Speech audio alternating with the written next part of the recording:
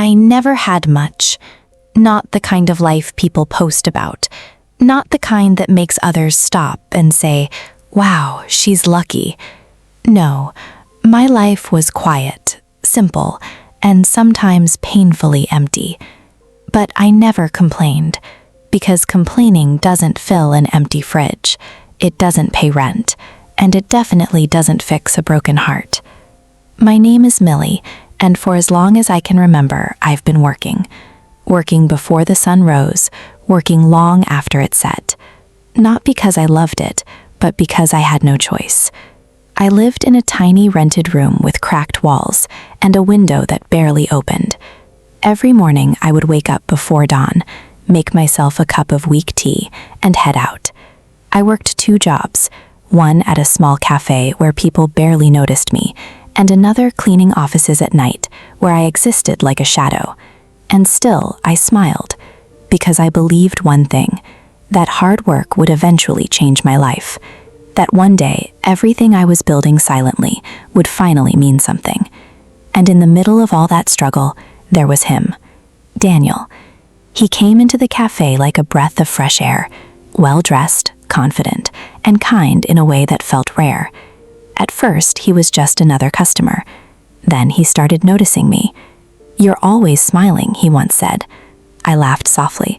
"It's easier than crying." He didn't laugh.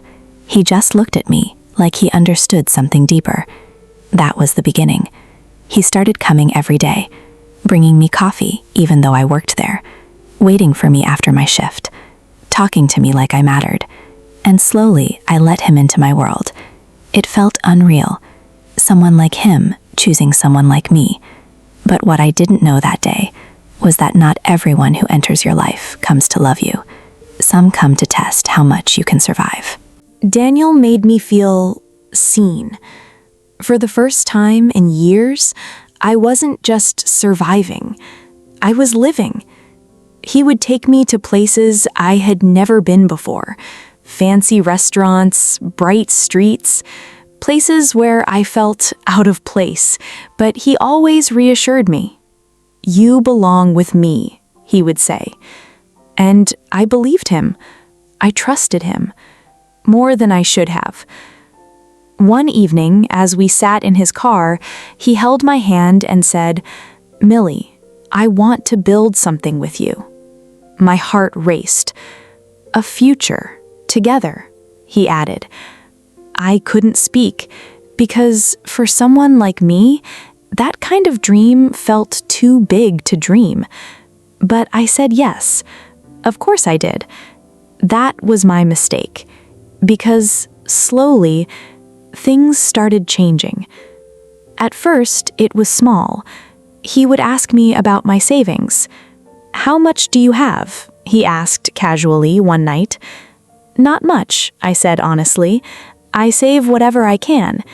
He smiled. "That's good. You're smart." Then came the ideas. "We should invest," he said. "There's an opportunity. It could change everything for us." Us.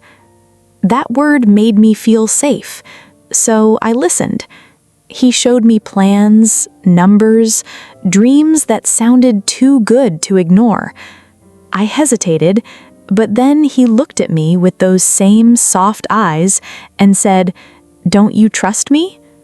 And just like that, I gave him everything. Every single rupee I had saved. Years of hard work. Gone in one decision. At first, everything seemed fine. He kept updating me, telling me things were growing, that we were close to something big. Until, one day, he stopped answering my calls. I told myself he was busy.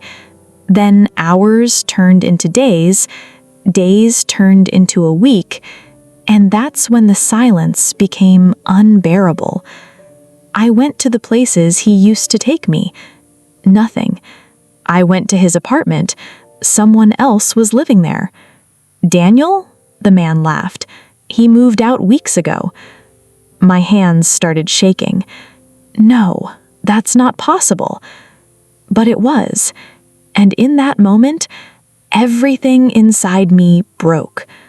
Not just because I lost my money, but because I realized I had been nothing more than a plan to him, a target, a girl easy enough to trust, easy enough to use. That night, I sat alone in my tiny room, the same cracked walls, the same weak light, but everything felt heavier.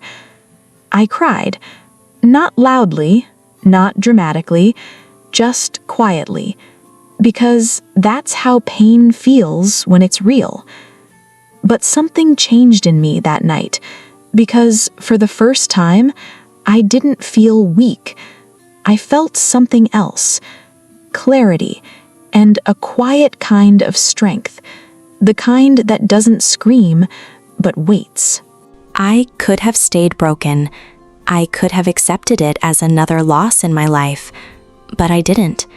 Because Daniel didn't just take my money, he tried to take my dignity, and that I couldn't allow. So I started digging, quietly, carefully.